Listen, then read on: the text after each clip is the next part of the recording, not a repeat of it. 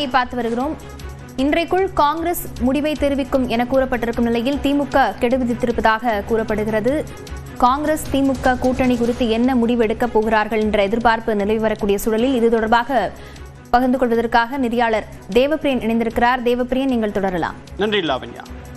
திமுக காங்கிரஸ் கூட்டணி நிலைப்பாடு தொடர்பாக மாநில தலைமை எந்தவிதமான மாற்று கருத்தையும் தெரிவிக்காத நிலையில் இந்த கூட்டணியை உறுதி செய்வதற்காகவும் தொகுதி பங்கீட்டை உறுதி செய்வதற்காகவும் நியமிக்கப்பட்ட தொகுதி மேலிட பார்வையாளர் கிரீஷ் ஷோடங்கருடைய கருத்து காங்கிரஸ் கட்சியுடைய தலைமையுடைய கருத்தை பிரதிபலிக்கக்கூடிய வகையில் இருக்கிறது.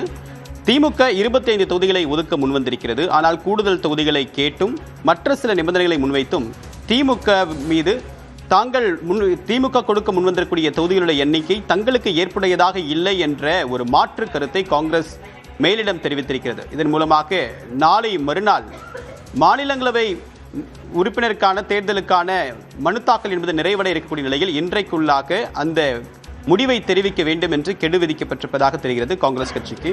இது தொடர்பாக கூடுதல் தகவலோடு நிற்கிறார் நம்முடைய சிறப்பு செய்தியாளர் தமிழரசி. என்ன நிலைப்பாடு? காங்கிரஸ் என்ன ஸ்டேட்டஸ் கோல இருக்கு? திமுக என்ன நிலைப்பாட்டில் இருக்கு? திமுக காங்கிரஸ் இடையேயான தொகுதி பங்கீடு பேச்சுவார்த்தை என்பது எந்தவிதமான முன்னேற்றமும் இல்லாமல் தற்போது நிலவி வருகிறது. இன்று, அதாவது சட்டமன்றத்தில் 25 தொகுதிகள், வரக்கூடிய சட்டமன்ற தேர்தலுக்கு 25 தொகுதிகள் ஒதுக்கப்படும் என திமுக உடனான பேச்சுவார்த்தையின் போது திமுக தரப்பில் தெரிவிக்கப்பட்டிருக்கிறது. ஆனால் அது போதுமானதாக இல்லை என காங்கிரஸ் மேலிட பொறுப்பாளர் கிரீஷ் ஷோடங்கர் தெரிவித்திருந்தார். எனவே வரக்கூடிய மாநிலங்களவை தேர்தலுக்கான வேட்புமனு தாக்கல் 5ஆம் தேதிக்குள் முடிவடைகிறது.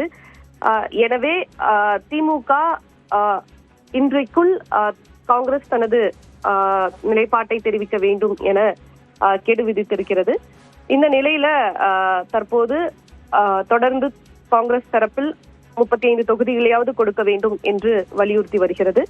திமுக 25 தொகுதிகள் மற்றும் மாநிலங்களவை இடம் ஒதுக்கப்படும் என தெரிவித்திருக்கிறது. தொடர்ந்து பேசலாம்.